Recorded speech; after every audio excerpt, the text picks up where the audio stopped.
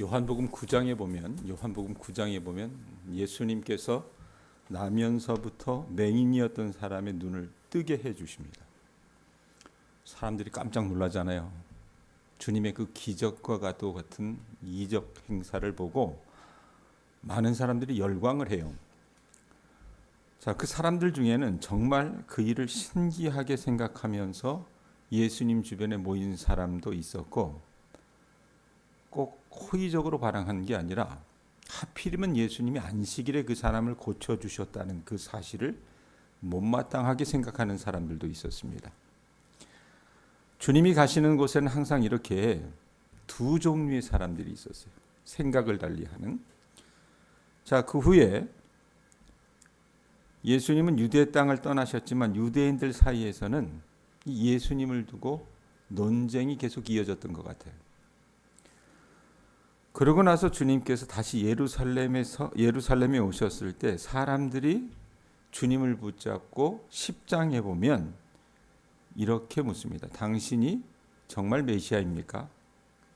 아니면 메시아를 우리가 더 기다려야 합니까? 분명히 좀 밝혀주십시오라고 재촉을 해요.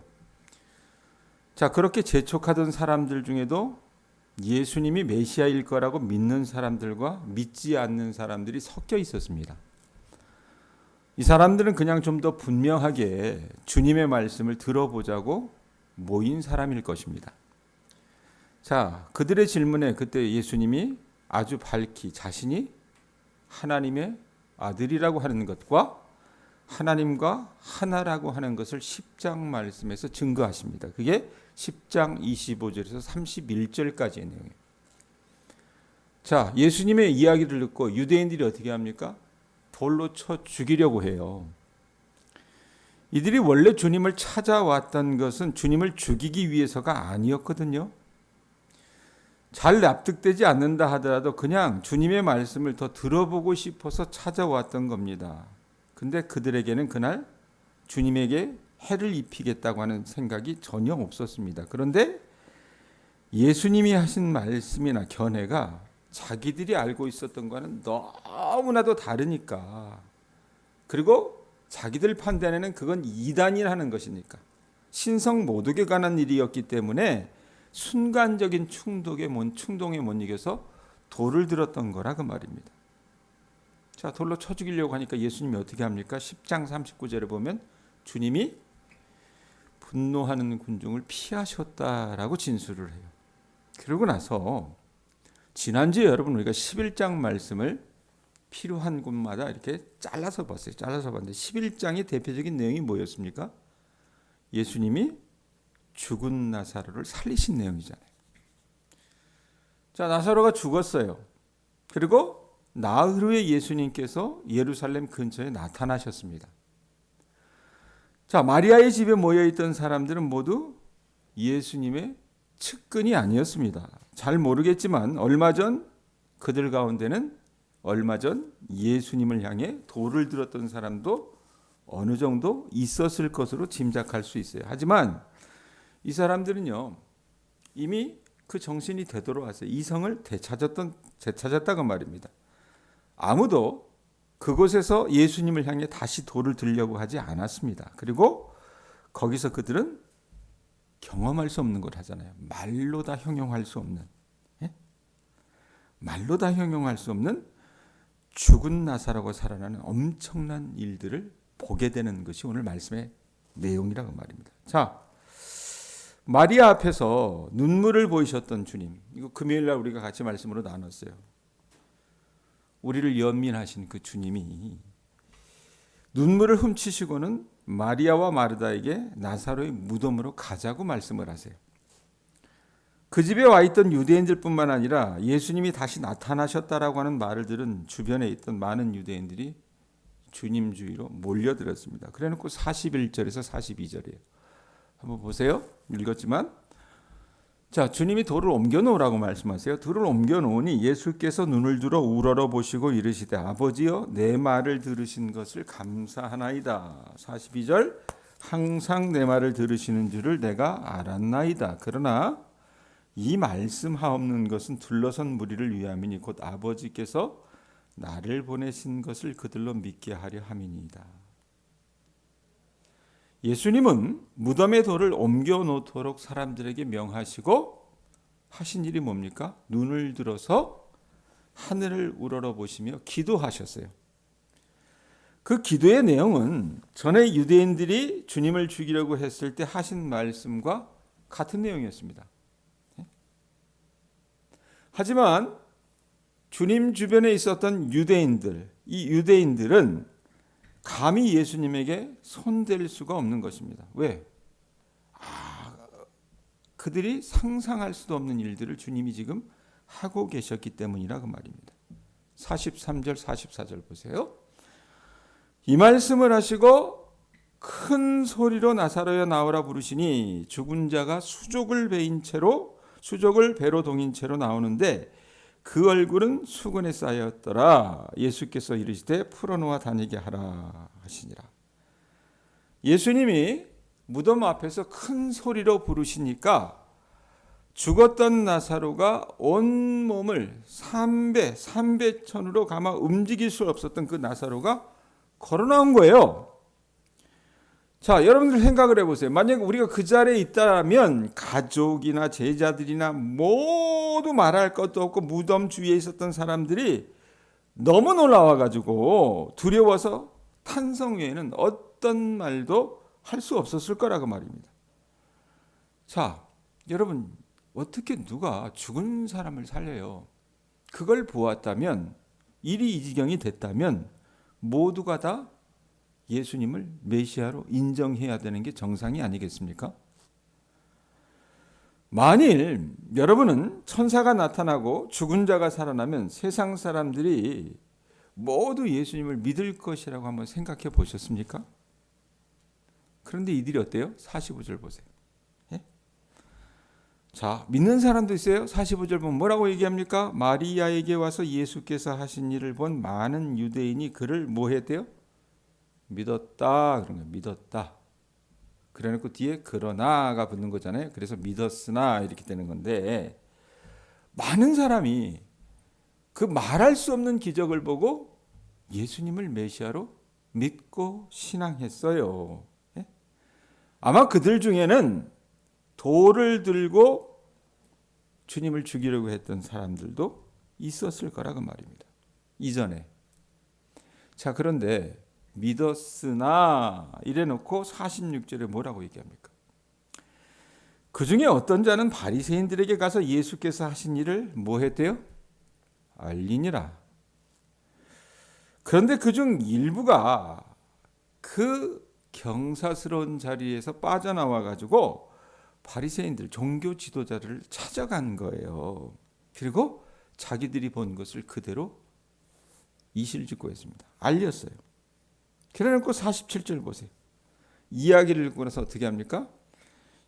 이에 대제사장들과 바리새인들이 공회를 모으고 이르되 이 사람이 많은 표적을 행하니 우리가 어떻게 하겠느냐. 좋은 의도로 한 말이겠어요, 이게 여러분? 예? 자, 바리새인들은 당시의 대제사장인 가야바를 설득을 해요. 아, 이거 가만히 둬서는 안 되겠다. 우리 급하게 회의를 소집을 합니다. 자, 그래놓고 이들이 회의에 나타나서 노골적인 의도를 보이기 시작을 해요. 어떤 의도로 이 예수님에 대해서 그들이 갖고 있었느냐? 자, 주님은요 가짜 표적을 행한 것이 아니었잖아요. 말씀 다시 보세요. 뭐라고 얘기합니까? 자기들이 얘기해요. 뭐라고 얘기합니까? 거기 보면 47절 중간에 보면 이 사람이 이래놓고 뭐라고 얘기해요? 많은 표적을 행하니 이렇게 되죠. 주님이 가짜 표적으로 여러분 그들을 현혹시킨 게 아니었어요. 많은 표적을 행했다 그래요. 예? 자, 많은 표적을 행하니까 도대체 어찌된 일인지 우리가 진상을 좀 파악을 해보자. 이렇게 하는 것이 아니었다고 말입니다. 저런 엄청난 표적을 자꾸 행해서 많은 사람들이 어떻게 열광하고 예수님을 믿게 되니까 종교 지도자들 입장에서 보면 야, 이거 이러다가는 모든 유대인이 그를 따르게 될 판인데 이거 도대체 어떻게 하면 좋을지 우리가 한번 좀 머리를 맞대고 의논을 해보자. 그래서 이 회의의 목적이 뭐냐면 어떻게 하면 이 예수라고 하는 이 인간을 막을 수 있겠는가.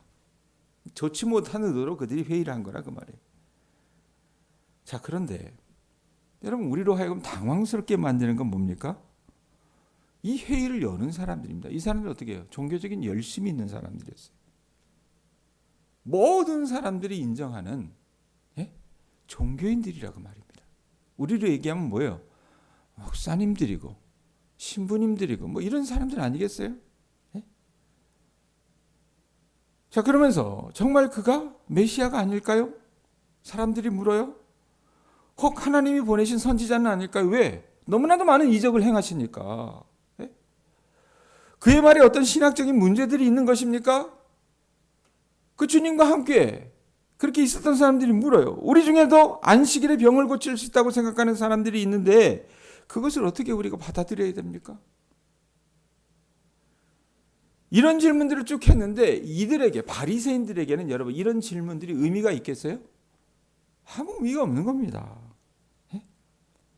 이제 예수님은 어때요? 요주 인물이에요.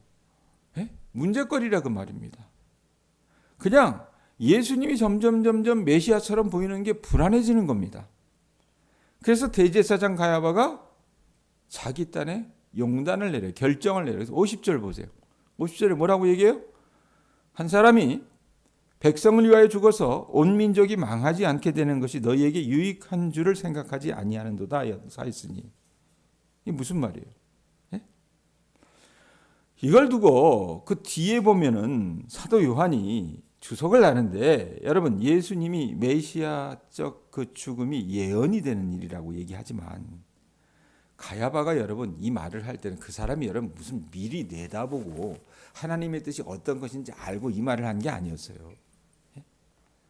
그는 악한 의도로 얘기한 거라 그 말입니다.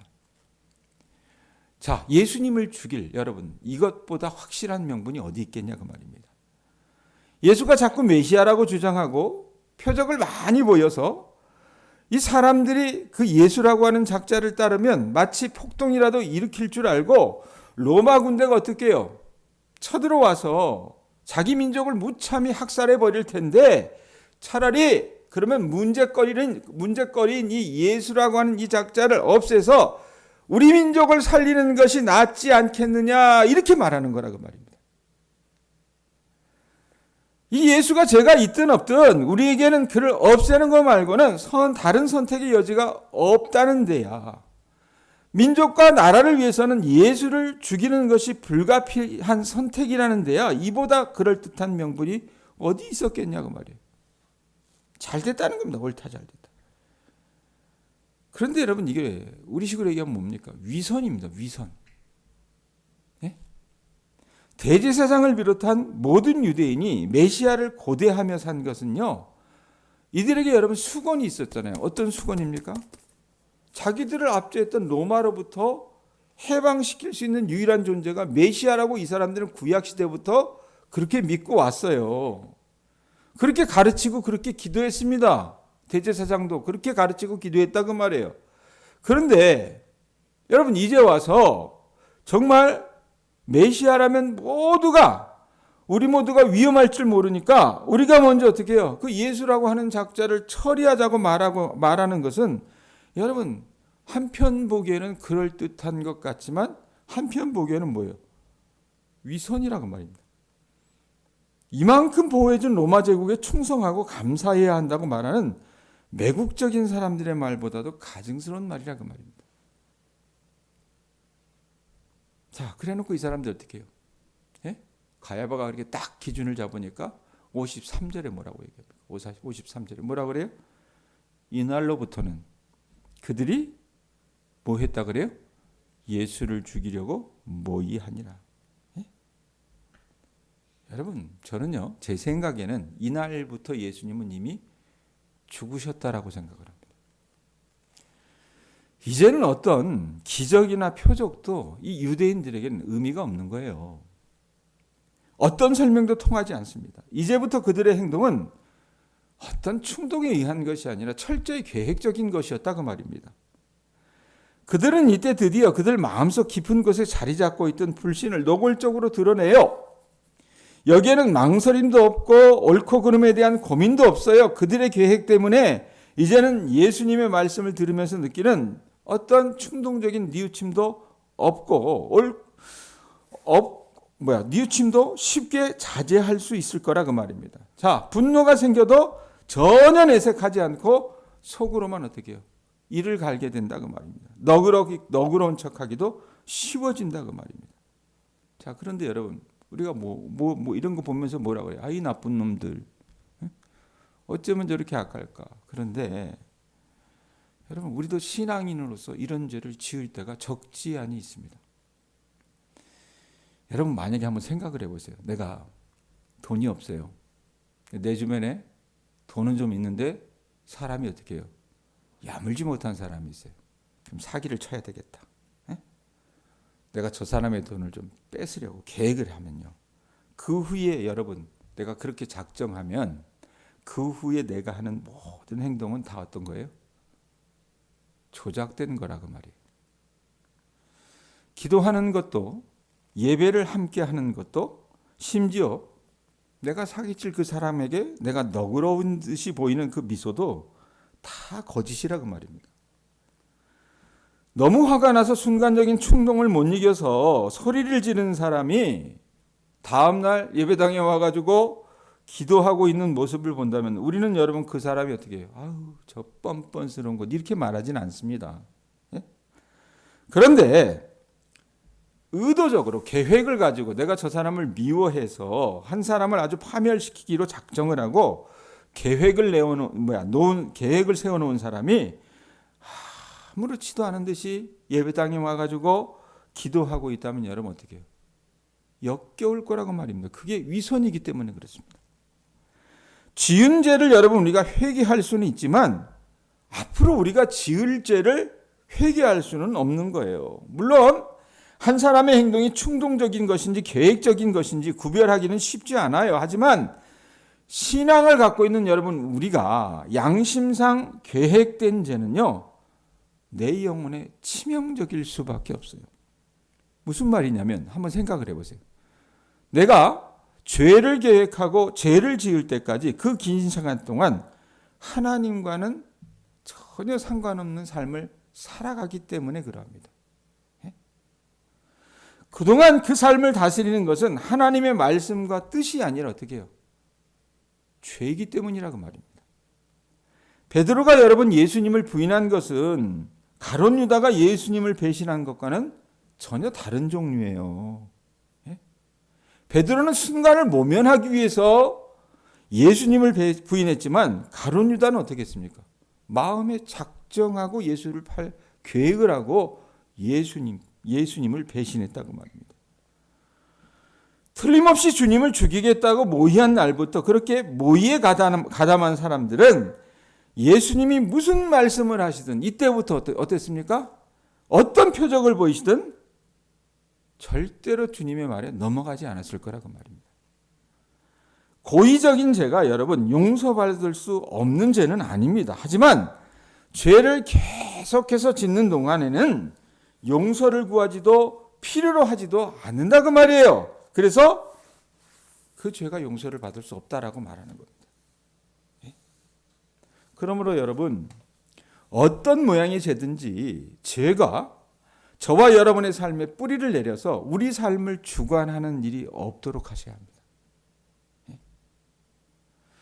충동적인 죄만도 감당하기 어렵사오니 다윗이 그렇게 고백을 해. 하나님, 내가 베드로처럼 상황을 모면하려고 그렇게 충동적인 죄를 짓는데 그것도 내가 감당하기 어렵사오니 어떤 경우에도 오랜 시간 죄를 계획하는 일은 제 생애에 없게 하소서. 왜? 다윗이 그 죄를 범했잖아요. 언제요? 우리아의 아내 밧세바를 범하고 나서 그 여인이 임신했다는 것을 알고 나서 어떻게 합니까? 그거 감추기 위해서 결국은 우리아를 죽이기 위해서 정말로 치밀하게 계획을 짜서 죄를 범하지 않습니까? 그걸 깨닫고 다윗이 이렇게 기도한 거예요. 예? 여러분, 결국 주님을 십자가에 못 박을 수 있었던 것은, 그래서 모든 불법적인 재판을 자행할 수 있었던 것은 이 대제사장들과 유대인들이 상당히 긴 시간 동안 오늘 말씀에 있는 것처럼 치밀하게 세워나간 계획 때문에 그렇다고 말입니다. 그 계획 앞에서는 여러분 아무리 주권을 갖고 있었던 빌라도의 노력도 제자들의 눈물도 소용이 없었다 그 말입니다. 그들의 관심은요, 자신들의 위치와 기득권을 지켜서 그들이 지금 누리고 있는 부와 명예를 누리는 것이었고, 그들의 모든 종교적 행위와 지식은 그것을 얻고 지키기 위한 수단에 불과한 것이기 때문이었다 그 말입니다. 우리가 신앙생활하면서 보면 여러분 속어에 내로남불이라고 하는 말이 있어요. 그게 뭐예요? 내가 하면 로맨스고, 사랑이 하면 사랑이고, 남이 하면 뭐예요? 불륜이라는 얘기가 있습니다. 예? 그만큼 현대인들은 자기를 합리화시키고 정당화시키는데 능수능란합니다. 그러면 신앙을 갖고 있는 사람들은 다를 것 같아요? 별반 다르지 않습니다. 뻔뻔하기가 이루 말할 수 없다 그 말입니다. 이제는요, 교인들이 눈 하나 깜빡거리지도 않고 거짓말을 하고 자기 합리화를 합니다. 그런데 여러분, 그러다가 큰일 나십니다. 사랑하는 교우들이요, 오늘 우리가 본문 속 대제사장들과 유대인이 될 수도 있다는 것을 우리 모두 기억하실 수 있기를 바랍니다. 그러므로 죄에 대한 민감성을 가지고 무엇보다도 이들처럼 고의적으로 죄를 저질러서 하나님과의 관계가 끊어지는 식물 인간과도 같은 그런 신앙 상태가 되지 않도록 여러분들 깨어 있으셔야 합니다. 노력하셔야 된다고 말입니다. 그래서 이 새벽이 여러분들을 점검하는 시간 되실 수 있기를 주님의 이름으로 축원드립니다. 기도하겠습니다.